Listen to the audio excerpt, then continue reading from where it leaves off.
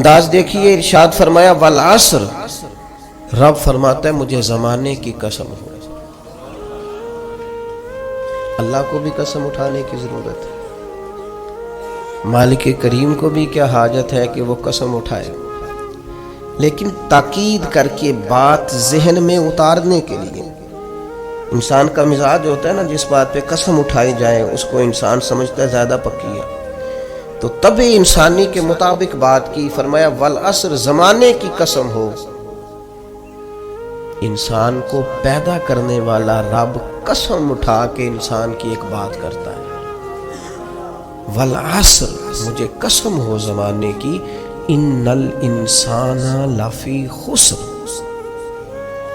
انسان کو پیدا کرنے والا رب فرماتا ہے بے شک انسان خسارے میں، گھاٹے میں، نقصان میں۔ لوگ اس کو کہہ رہے ہیں بڑا سیٹ ہے، لوگ کہہ رہے ہیں بڑا کامیاب، یہ بھی کہہ رہا ہے اللہ کا بڑا شکر ہے، لیکن پیدا کرنے والا رب، انسان کو بنانے والا، اس کو جاننے والا رب فرماتا ہے مجھے زمانے کی قسم ہو یہ نقصان میں ہے۔ اور خسارہ اس خسارے کو نہیں کہتے ہیں کہ لوگ کہتے ہیں میں نے کاروبار کیا تھا تو نفع نہیں ہوا، نقصان ہوا۔ خسارہ اس خسارے کو کہتے ہیں جو اصل مال بھی ضائع ہو جائے، راس المال بھی ضائع ہو جائے تو کہتے ہیں خسارہ ہوا ہے، یعنی اس کے پاس جو تھا اس میں بھی یہ خسارے میں کیا؟ یا اللہ سارے خسارے میں ہے؟ فرمایا نہیں، الا الذین آمنوا، جن میں 4 صفتیں پائی جائیں وہ نہیں خسارے میں۔ ان میں پہلی صفت یہ ہے کہ الا الذین آمنوا، بے شک وہ لوگ جو ایمان لائے، مگر وہ لوگ جو ایمان لے آئے، جن کا ایمان مضبوط ہو، جن کا عقیدہ ہو کہ اللہ ہمارا رب ہے، وہی پیدا کرنے والا ہے، وہی رزق دینے والا ہے،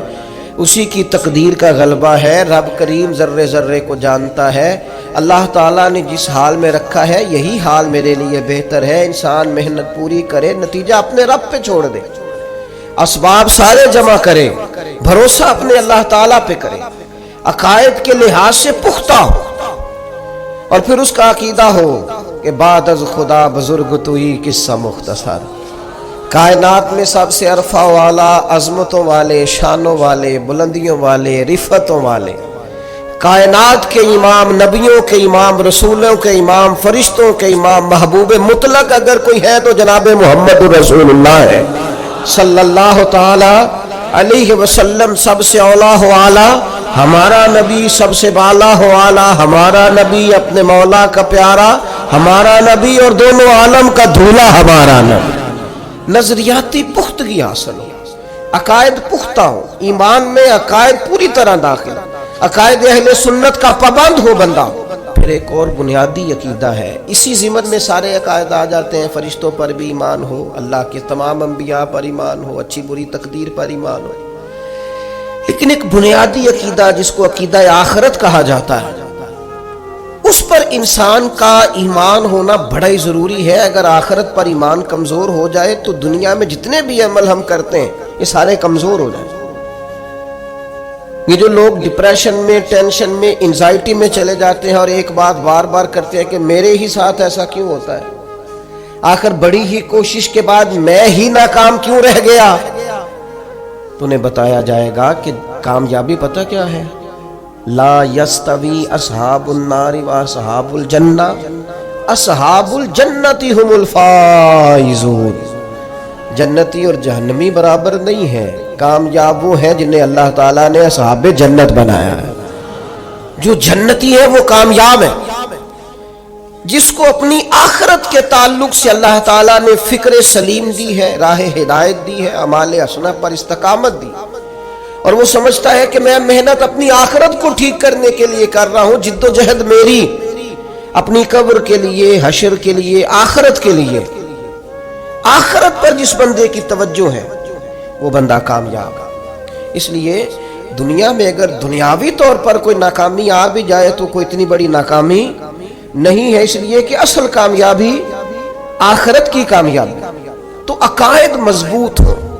اور پھر عقائد اہل سنت کی پابندی اس کے پاس موجود ہو، نہ رفض کی طرف اس کا رجحان ہو، نہ خارجیت کی طرف اس کا رجحان ہو، اس کے نظریات ستھرے ہوں، اجلے ہوں، خوبصورت ہوں، وہ رسول پاک کی ذات گرامی کی پوری غلامی کرنے والا وہ شخص،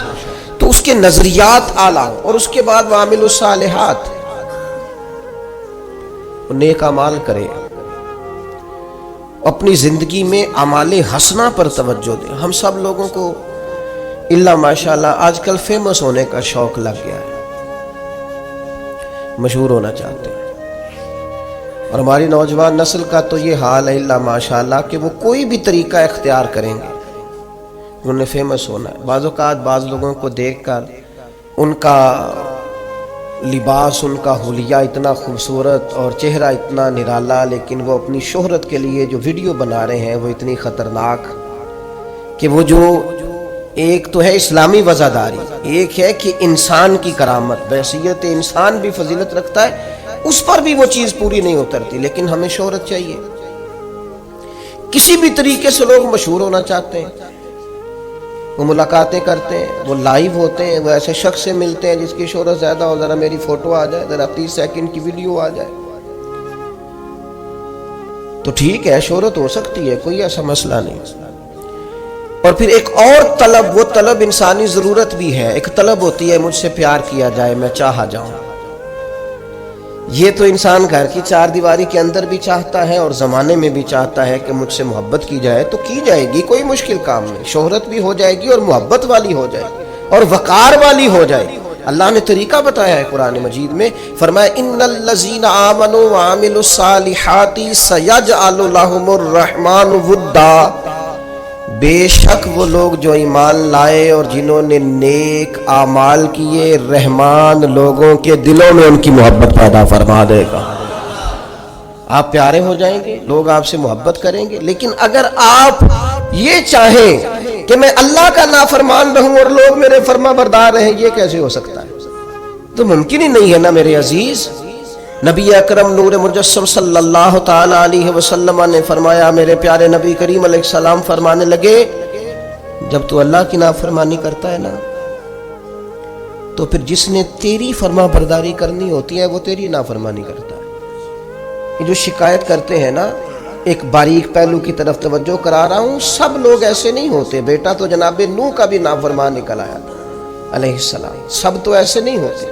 لیکن میں اپنے بعض دوستوں کی تربیت کے لیے بات عرض کرتا ہوں کہ یہ جو ہم کہتے ہیں میری اولاد بھی نافرمان ہو گئی اور شاگرد بھی نافرمان ہو گئے اور جن کو میرے ماتحت بات ماننا چاہیے تھی وہ بھی نافرمان ہو گئے، تو ایک باریک بات پر غور کریں۔ کریم محبوب علیہ السلام فرماتے ہیں جب تو اللہ کا نافرمان ہے تو پھر جنہوں نے تیری فرما برداری کرنی تھی وہ تیرے نافرمان ہو گئے۔ حضرت عبداللہ ابن مبارک رحمۃ اللہ علیہ گھوڑے پہ سوار ہوئے تھے، آپ کا گھوڑا ہمیشہ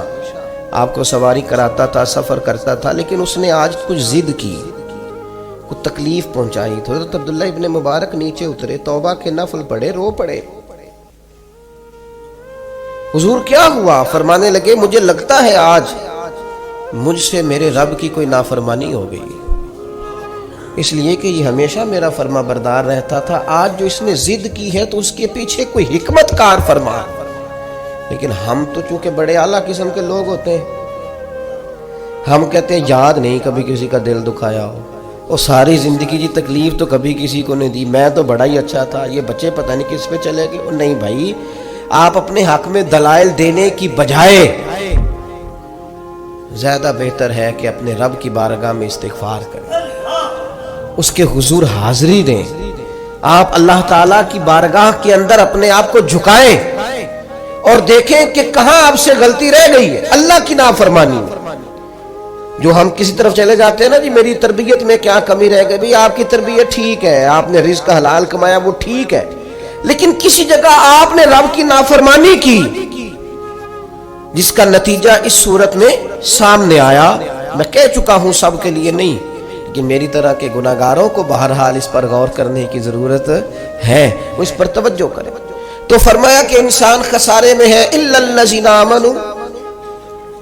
مگر وہ لوگ جو ایمان لائے، وعملوا الصالحات، اور جنہوں نے نیک اعمال کیا۔ اور یہاں بات ختم نہیں ہوئی، دو صفتیں اور بھی پیدا کریں، یہ دو باتیں ان کی اپنی ذات تک تھیں، آمنوا وعملوا الصالحات، یہ دو باتیں ان کے اپنے لیے تھیں، اب وہ سوسائٹی کو کیا دے؟ دو کام معاشرے کے لیے بھی کریں، وَتَوَاصَوْا بِالْحَقِّ، حق بات کی نصیحت کریں وہ معاشرے میں، خیر کی بات کی نصیحت کریں، وائرل باتیں نہ کریں کہ آج کل یہ موضوع چل رہا ہے تو ذرا میں اس پر بولوں گا تو کچھ ویوز میرے بھی بڑھ جائیں گے، وائرل باتیں نہیں کریں، وَتَوَاصَوْا بِالْحَقِّ، وہ حق بات کی نصیحت کریں، کلمہ حق کہیں اور حکمت کے ساتھ کہیں، ادعو الی سبیل ربک بالحکمہ، دانائی کے ساتھ کہیں، لوگوں کو سمجھانے کی نیت سے کہیں، کلمہ حق ان کی زبان پر آئے۔ اور میرے نبی پاک علیہ السلام نے فرمایا سب سے افضل جہاد ظالم بادشاہ کے سامنے کلمہ حق کہنا ہے۔ آپ حق کے ساتھ کھڑے ہوں، پھر آپ لوگوں کو امر بالمعروف کریں، پھر نہی عن المنکر کہیں، اور وہ بھی بندہ دیکھ کے نہیں۔ اگر امیر آدمی غلطی کر رہا ہے تو پھر آپ خاموش ہیں، اور کسی غریب کو کرتے دیکھ لیا ہے تو آپ نے دینی حکمت کو بھی پیش نظر نہیں رکھا اور اسے رسوائی کر دیا، آپ نے اسے سخت ترین تکلیف سے گزار دیا ہے۔ حق بات کی نصیحت کریں، اور جو لوگ حق بات کہتے ہیں نا ان پر تکلیف بھی آتی ہے، تکلیف آتی ہی ہمیشہ حق کہنے والوں پر۔ تو چونکہ میدان لگایا ہے، اب حق میں نکلے ہو، اب تم نے سفر شروع کیا ہے تو بھئی پیروں پہ چھالے تو پڑیں گے، سفر کرو گے تو تھکاوٹ تو ہوگی، کوئی رستہ طے کرو گے تو گرد تو پڑے گی، اگر کسی سمت تیز دوڑو گے تو مخالف سمت سے ہوا تو تیز آئے گی۔ اب وہاں گھبرانا نہیں، کمزور نہیں پڑنا، تھکی باتیں نہیں کرنی۔ اب ایسا نہ ہو کہ تم نے معذرت خواہانہ رویہ اختیار کیا، وَتَوَاصَوْا بِالْحَقِّ وَتَوَاصَوْا بِالصَّبْرِ، وہ حق بات کی وصیت کرتے ہیں اور ایک دوسرے کو صبر کی تلقین کرتے ہیں۔ چار صفات پیدا کریں تو خسارے سے بچ سکتے ہیں، ایک تو ایمان، اس کے بعد اعمال صالح، اور پھر حق بات کی وصیت، لوگوں کو حق کا سبق۔ حضرت باجزید بستامی رحمت اللہ علیہ فرمایا کرتے تھے امر بالمعروف اور نہی عن المنکر نے ہمارا تو دوست ہی کوئی نہیں چھوڑا، جو کہ ہم سمجھاتے تھے، قائل کرتے تھے تو ناصحہ مت کر نصیحت دل میرا گھبرائے ہے، اس کو دشمن جانو اپنا جو مجھے سمجھائے ہے۔ اور کسی شاعر نے کہا تھا بہکانے والے سب تمہارے یار ہو گئے اور سمجھانے والے مفت گناہگار ہو گئے، جو سمجھاتے تھے، قائل کرتے تھے، وہ تمہیں اچھے نہیں لگتے تھے۔ یہ مجھے ناصحہ مت کر نصیحت دل میرا گھبرائے، اس کو دشمن جانو اپنا جو مجھے سمجھائے ہے، تو سمجھاتا ہے مجھے اچھا نہیں لگتا، تو نے خیر کی بات کر دی لہذا مجھے اچھا۔ ہم تربیت کے میدان میں اور بالخصوص اپنے حق میں سچی بات سننے کو تیار نہیں ہوتے۔ وَتَوَاصَوْا بِالْحَقِّ وَتَوَاصَوْا بِالصَّبْرِ، قرآن کہتا ہے کہ مومن کی شان یہ ہے کہ وہ حق کی تاکید کرتا ہے، کلمہ خیر ادا کرتا ہے، وہ کہہ دیتا ہے حق، اگرچہ وہ کسی کے لیے وقتی طور پر تکلیف کا باعث ہو، لوگ سمجھے کہ تکلیف ہوئی ہے لیکن وہ تو کلمہ حق ہے۔ اور پھر یہ مت سمجھے کہ آپ حق کے رستے پہ چل رہے ہیں تو آپ یہ محسوس کریں گے کہ ساری دنیا آپ کی تائید ہی کرے گی۔ بڑے لوگ تائید کرتے ہیں، پیار کرنے والوں کی بھی تعداد گنی کوئی نہیں جا سکتی، انہیں بھی شمار کیا جا سکتا نہیں، لیکن یہ نہیں ہو سکتا کہ کل دنیا ہی آپ کی تعریف کرے۔ ایک بات ہمیں بڑا پریشان کرتی ہے، مجھ پر فلانا تنقید کر رہا ہے، تو کیا پریشانی ہے آپ کو؟ کیا سمجھتے ہیں آپ اپنے آپ کو؟ ہمت ہونی چاہیے تنقید سننے کی۔ ساری زندگی ہم اپنے بچوں کو پیس کے رکھ دیتے ہیں کہ پتر فلانا کام نہ کریں لوگ کی آکھن گے، تو وہ نہیں کرتا تو پھر لوگ ولی مان لیتے ہیں بچے کو۔ کبھی اپنے بچوں کو اس اذیت سے نہ گزارنا کہ لوگ کیا کہیں گے، ہاں انہیں کہنا پتر وہ کام کرنا جس سے اللہ راضی ہو، وہ کام کرنا جس سے اللہ راضی ہو۔ انہیں سمجھانا کہ بیٹا یہ کام نہ کرنا، اس سے اللہ کی نافرمانی ہوتی، لیکن آپ انہیں اس پریشر میں نہ لائیں کہ لوگ کیا کہیں گے۔ آپ لوگوں کے سامنے اپنا آپ کلیئر کرنا چاہتے ہیں، ہاں یہ حضور نے ضرور فرمایا ہے کہ تہمت والی جگہ سے بچو، بلا وجہ ایسا کام نہ کرو جس پر تمہارے لیے بحث کا دروازہ کھلے۔ باقی ساری زندگی لوگوں کو وضاحتیں نہ دیں، اپنے رب کی بارگاہ میں اپنے آپ کو صاف رکھیں، ضمیر کی عدالت میں اپنے آپ کو سرخرو کریں، ताकीद हक करें। सुने जो कहने लगा था। हजरत मूसा अलैहिस्सलाम ने अल्लाह की बारगाह में अर्ज की, अल्लाह के नबी मासूम होते हैं।